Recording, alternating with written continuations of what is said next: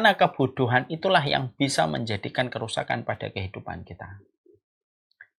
Setan itu memiliki banyak pintu untuk menyesatkan manusia. Tapi pintu pertamanya setan itu datang dari pintu kebodohan. Makanya memperdaya manusia yang bodoh itu sangat lebih mudah bagi setan. Tidak perlu menguras tenaga dan tidak perlu menghabiskan banyak ide dan gagasan.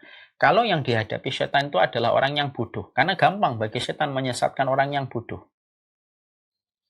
Makanya sampai kita mendapati perkataan bahwasanya mautu alimin wahidin ahabba ila syaitan min mauti sab'ina abidin. Matinya satu orang yang berilmu lebih disenangi oleh setan daripada matinya 70 orang yang ahli ibadah. Ketika ahli ibadah itu tanpa ilmu. Kenapa? Karena orang yang tanpa ilmu lebih mudah diperdaya daripada orang yang punya ilmu. Ya. Makanya seorang mukmin itu harus memiliki karakter pembelajar. Kebodohan itulah yang menjadikan banyaknya penipuan. Karena banyak orang yang bodoh dan tidak hati-hati. Sebagaimana penipuan dilakukan orang dolim ketika menipu dan biasanya objek dari penipuan itu adalah orang yang tidak berhati-hati dan tidak waspada atas kebodohannya, itu pula yang dilakukan oleh setan. Makanya setan itu paling senang ketika manusia itu bodoh. Terutama dalam urusan akhirat mereka.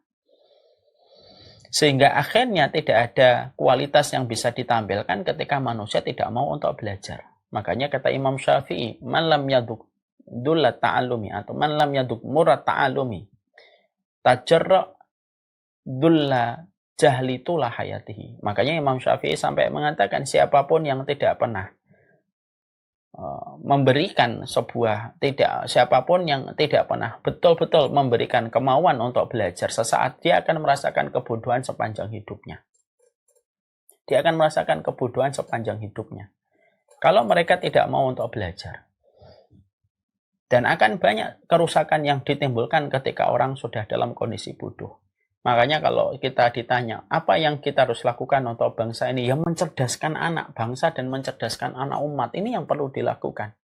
Karena sesungguhnya ketika kita selalu dianggap masyarakat yang bodoh, kita akan selalu diperlihatkan dengan berbagai macam kejadian yang menurut kita tidak masuk logik dan tidak masuk